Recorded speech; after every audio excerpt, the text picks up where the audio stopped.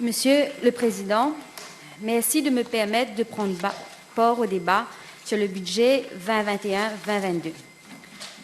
Une année financière s'est écoulée depuis la lecture du discours programme. Le budget 2021-2022 est le fruit de plusieurs semaines de consultation, de synthèse, mais aussi de réflexion.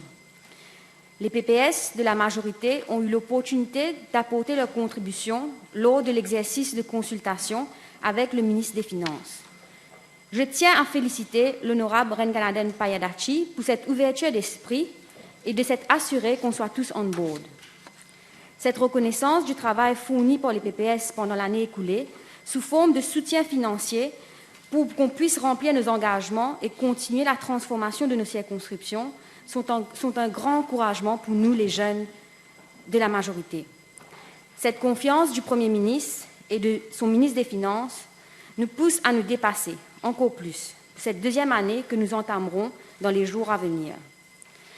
Au niveau de la majorité gouvernementale, ce budget a été bien accueilli parce qu'il démontre, d'une certaine façon, le fruit d'un travail collectif.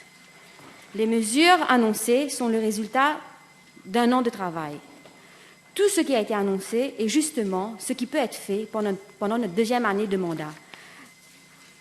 Monsieur le Président, permettez-moi de dire quelques mots sur la transformation de la circonscription numéro 18, Belle-Rose-Quatre-Bornes.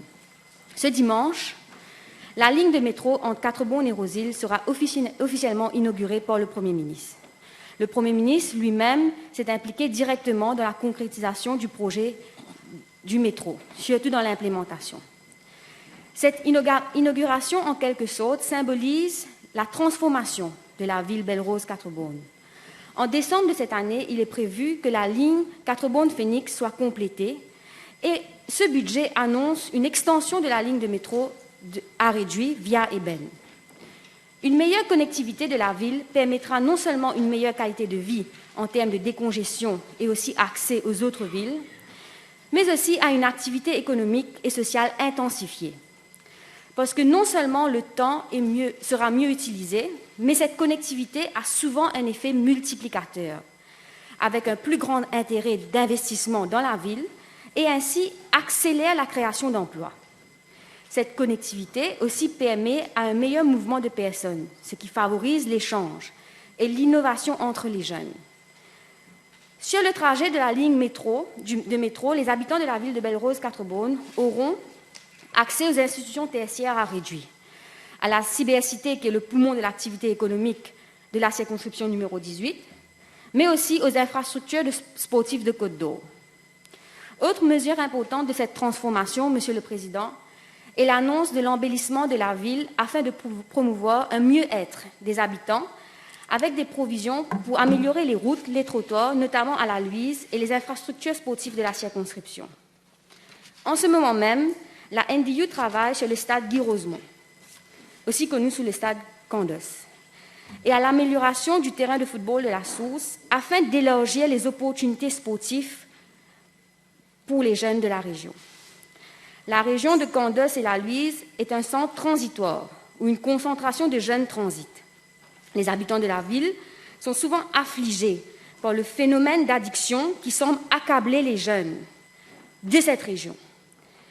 Et privilégier ce lieu, cette région, pour un complexe sportif, comme annoncé dans le budget, un centre multisport où les sports de combat pourront être pratiqués, en quelque sorte, change l'activité principale de cette région. En changeant l'activité de cette région, en le faisant devenir une région sportive, il est planifié de créer une atmosphère saine, mais aussi qui encourage les jeunes à se dépasser physiquement, afin de lutter contre la solitude qui pousse souvent vers l'addiction des substances qui leur sont nocives, telles que la drogue. Autre projet important, Monsieur le Président, est le budget alloué aux drains de la circonscription.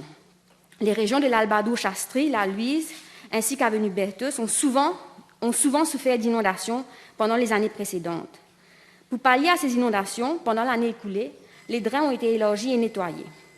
La SMF, avec l'aide de la municipalité de Beaubassin-Roseville, nous a aidés à réinstaurer le drain naturel qui se trouve sur la montagne de Cour-de-Gordes. Néanmoins, les mesures annoncées sont un soulagement pour les habitants qui pourront vivre dorénavant sans l'angoisse et le stress d'une possible inondation. Les habitants de la Source et de Liège seront soulagés d'apprendre qu'un budget a été alloué au wastewater pour les connectivités dans leur région. Une promesse que mon collègue Kaviramano et moi-même avions faite aux habitants face à une situation sanitaire des plus alarmantes.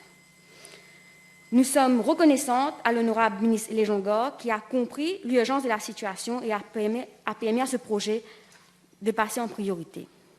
Monsieur le Président, l'autre mesure que j'estime être primordiale dans le développement communautaire est l'augmentation de l'aide pour le backyard gardening de 25 000 à 100 000 roupies.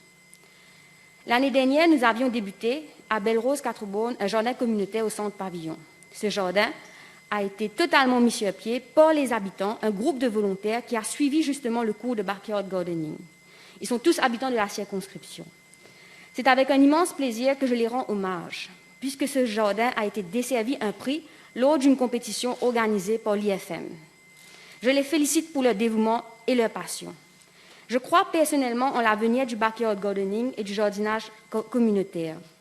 Je tiens à féliciter notre collègue, ministre Manish Gobin, l'honorable ministre Manish Gobin, pour ces belles initiatives qu'il prend au niveau de son ministère et qui sont des outils extraordinaires pour les ménages, mais aussi pour promouvoir le goût au travail productif, tout en assurant la sécurité alimentaire.